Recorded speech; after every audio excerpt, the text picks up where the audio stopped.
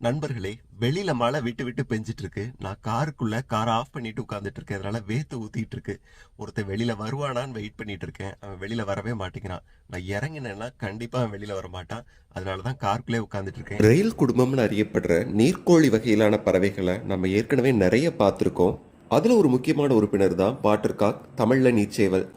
வட்டார வழக்குகள்ல அழகான தமிழ் பெயர்கள் இருக்கலாம். உங்க பகுதியில் இந்த பறவைக்கு என்ன பெயர் சொல்லுவீங்கன்ட்டு நீங்க கமெண்ட்ல சொல்லுங்க. இந்த ரயில் குடும்பத்து சகோதர சகோதரிகள் எல்லாருக்குமே முகஜாடை கொஞ்சம் ஒட்டதான் செய்யுது. அதுலயும் இந்த யுரேஷியன் கூட், பைலான்ஸ் கிரேக், ரெட்டி பிரஸ்டட் கிரேக் எல்லாத்துக்குமே முகம் கொஞ்சம் சிடு சிடுன்னு இருக்குது பாருங்க. பொதுவா நாம பாக்குற இந்த குடும்பத்து பறவைகள்ல நாமக்கோழியும் பொட்டுக்கோழியும் மட்டும் கொஞ்சம் கூச்ச சுபாவம் குறைவா இருக்கிறதா இருக்குது. மற்ற எல்லா பறவைகளுமே கூச்ச சுபாவம் அதிகமா இருக்கிறதுனால மறைஞ்சு வாழ்றதையே விரும்புது.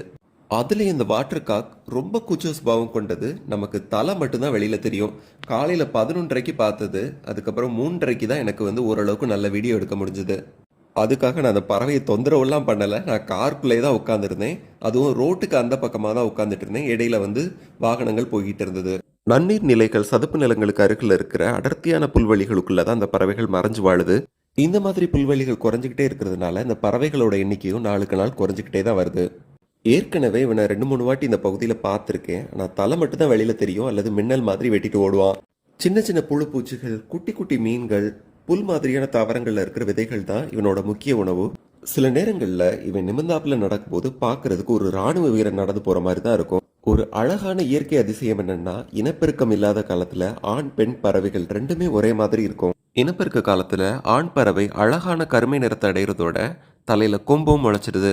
ஆனா பெண் பறவைக்கு எந்த பாரத்திலும் ஏற்படுறதில்ல. இதே மாதிரி நீங்க தெரிஞ்சுக்க வேண்டிய பறவைகள் நிறைய இருக்கு. தயவு செஞ்சு இந்த வீடியோவை பார்த்துட்டு உங்களுக்கு பிடிச்சிருந்ததுன்னா கமெண்ட் பண்ணிட்டு உங்க நண்பர்களோட ஷேர் பண்ணுங்க.